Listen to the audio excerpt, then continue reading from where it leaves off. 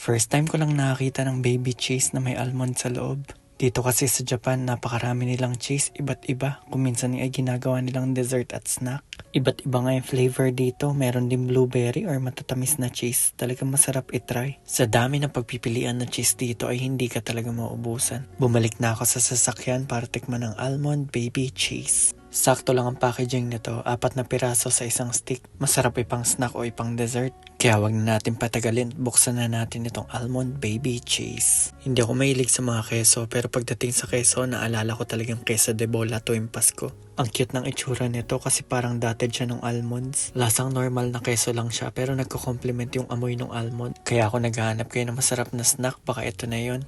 Masarap food trip yan at pwede rin pang regalo kung OFW ka. Nag-try pa ako ng isang nuts pero chocolate naman. Ang tawag dito ay macadamia. Hindi ako sure pero parang chestnut yung nasa loob niya. Alam niyo yung chestnut, yung matamis-tamis tas malambot. Masarap yun. Kaya wag na natin patagalin at tikman na natin to.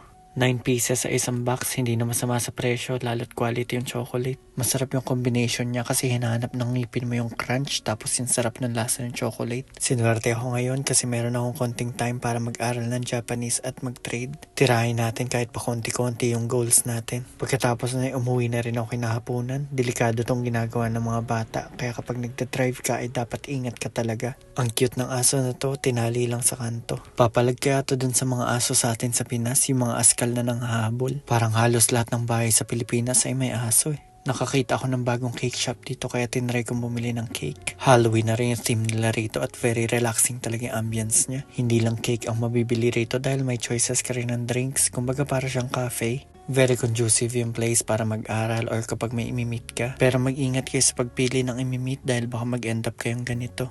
Decente naman yung mga cake nila at mukhang masarap. Namiss ko tuloy yung cake sa Pinas. Favorite ko yung Contis na Mango Bravo.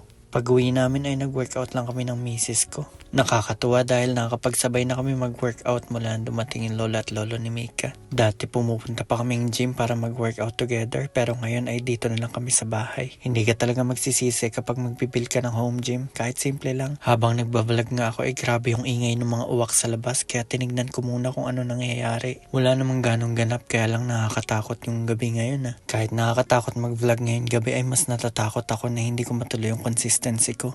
Kaya kahit ano pa mangyari ay paabutin ko ng day 100. Ang dali lang mag-come up ng excuse para hindi gawin ito. Pero gusto kong patunayan sa sarili ko na kaya ko. Kung kinaya nga ng iba ay syempre kaya din natin. Pare-pareho lang naman tayong tao. Ika nga nila, where there's a will, there's a way. Pag gusto talaga natin ay magagawa natin to ng paraan. At pag ayaw naman natin, syempre sandamakmak ang dahilan. Huwag tayong magpatalo sa excuses at kaya natin to. Yun lang, bye!